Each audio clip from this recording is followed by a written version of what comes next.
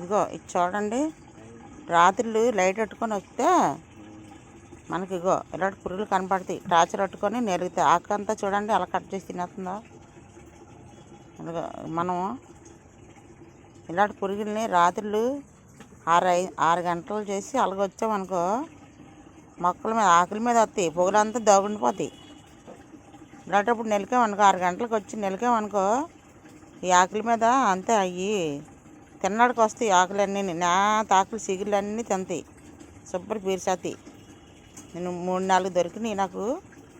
అవన్నీ పడేసాను. మీకు చూపెడుతున్నాను. మీకు ఇలాంటివి అన్నీ ఉపయోగపడతాయి కదా అని నేను చెప్తున్నాను.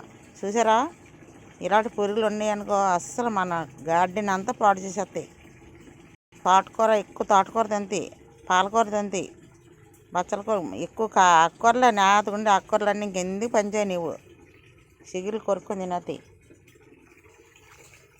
ఇంకా చూడండి ఎలా తిన్నాయో.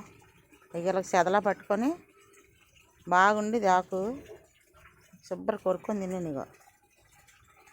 ఇంక మనకి అది కూర వండుకోబుద్ది అయ్యేది. ఇది ఇక్కడ చూడండి, నేత ఆకులు ఎలా కొరికేసిందా.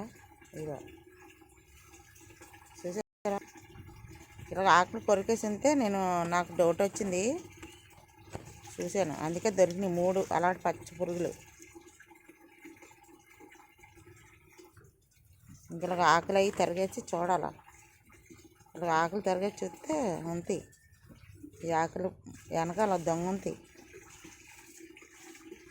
ఓకేనా, గమనించి చూడండి, మీ మొక్కలను కాపాడుకోండి.